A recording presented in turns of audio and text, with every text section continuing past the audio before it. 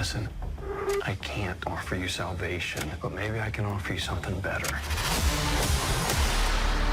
What did you expect?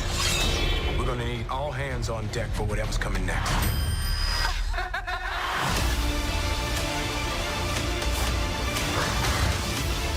Come and get me! This is our home. Glorious.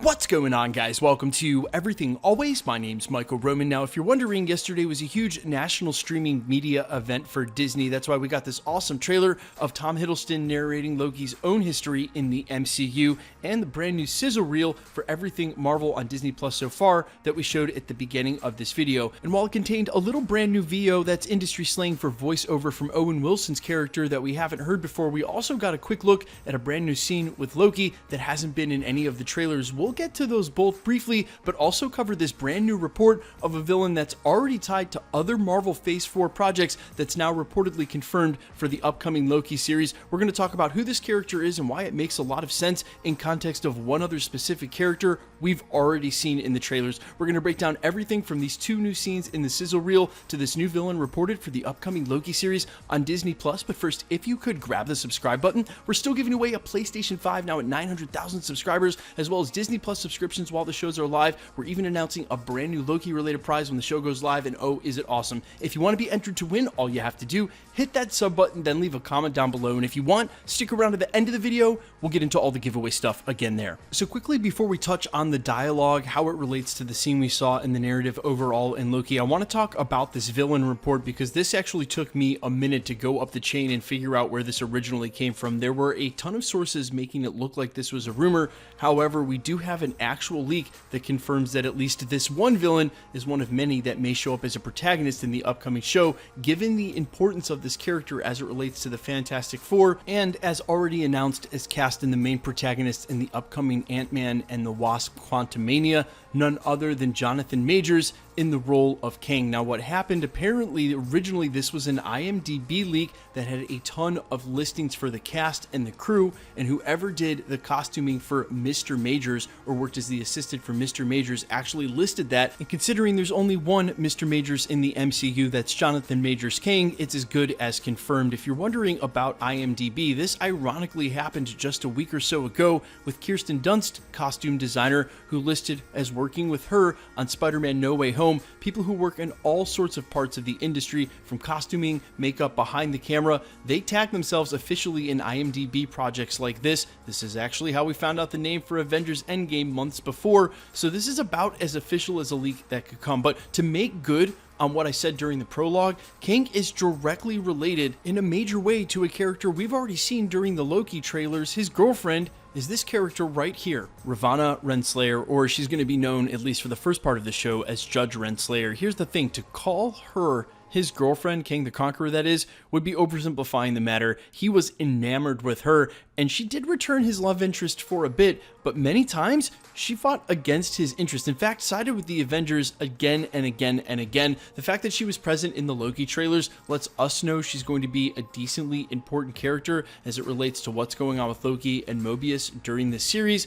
and if she's important in that way, then there was a good chance that Kang was going to show up anyway. And for real talk's sake, his inclusion in the series at some point actually makes more sense than it doesn't. Now, speaking about this series as a whole and what we heard during that sizzle reel, you hear Owen Wilson's character say, "I can't offer you salvation, but maybe I can offer you something better." And then the new shot that we get shows Loki holding up a flare, screaming, "Come and get me." Now, as we haven't seen in a while, this is the old school, ornery, over the top, chewing the fat in every scene, ridiculously dramatic Loki that we had at the beginning of the Infinity Saga. Remember, this is picking up exactly where Avengers 1 left off. Loki's had quite a bit of a character arc throughout the Infinity Saga, and I'm wondering just how hard it's going to be for the actor Tom Hiddleston to try to recapture a lot of the angst and a lot of the intention of the original character. Now, he's an amazing actor. I'm not actually questioning that. I have no doubt he'll be able to pull it off, but it's going to be harder for us, the audience, to remember where Loki was exactly in that moment. So you need to suspect he's not going to play along. He's not going to have the best interest of anybody at heart. He literally is in the middle of Dynasty Quest 9000. He's trying to become the emperor or king of somewhere or something at all costs. That's exactly where we're picking up. And now you have the added angst and chip on his shoulder of being defeated at the hands of the Avengers, one of the members of the Avengers being his brother in Thor. So if you think about it from that perspective, the vendetta has gone even higher. That's when we saw the very first clip of Loki antagonistically saying he was going to burn this place to the ground. You have to imagine he's going to continue to come up with hijinks, try to find ways out. That's why we saw him pulling the whole B.D. Cooper thing. He's going to be continually trying to evade this TVA and beat them at their own game. But from the get-go, it sort of seems like Owen Wilson sees something better in Loki, maybe because he's seen the other variants. Now, one thing I want to touch on briefly at the end of this video, but really deserves its own video, I just have been struggling to find a place to talk about it, is what a variant actually means and what other quote-unquote versions of characters actually mean in the MCU.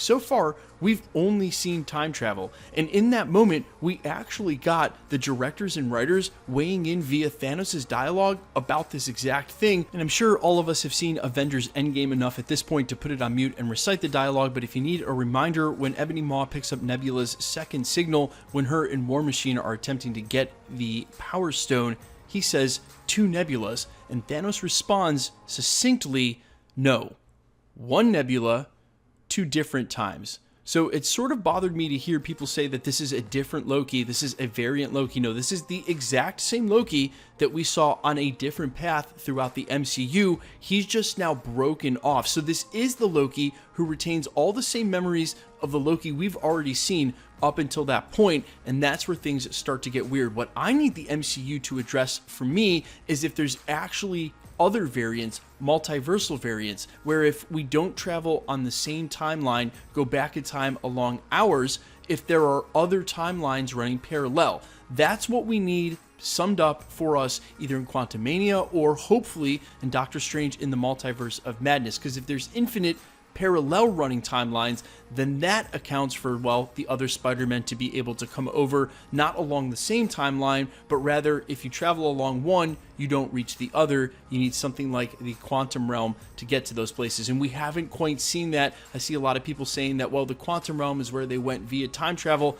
I'm not so sure that's true. That's not exactly what happened. Yes, they got very small, but they used quantum tunnels that Tony helped navigate. So there's a lot unclear here left with what Avengers Endgame has told us. Hopefully Loki and then Doctor Strange are going to follow that up and go a long way in explaining that, and hopefully we'll be able to understand it by the time we get to Spider-Man No Way Home and Tobey Maguire and Andrew Garfield inevitably show up. Guys, let me know all your thoughts down below about all of this in the upcoming Loki series, how hyped you are, and quickly, let's get into the giveaway stuff again before I let you go. We're still giving away a PlayStation 5 now at 900,000 subscribers, as well as Disney Plus subscriptions every week while the shows are live, and some really other amazing prizes throughout the year. Also, hopefully going to include some live movie ticket giveaways, because that's apparently coming back this year. Excited about it all. If you want to be entered to win, all the same rules will always apply. Hit the sub button because you need to be a subscriber, then leave a comment down below, because it's truly random. The more videos that you comment on, the better chance you have of winning. All winners will be announced at the end of videos, the same way we're doing here. The best way to keep up with the content at the channel is to hit the notification bell with notifications turned on, and as always, I would appreciate it if you did the like button. My name is Michael Roman. You can find me in a couple of places, on Instagram and Twitter at IamFires. You can also find me on Spotify, YouTube, Amazon Music, wherever you get your original music under the name All Fires. Thanks so much for checking out the channel, guys, and stick around. We'll be posting again real soon.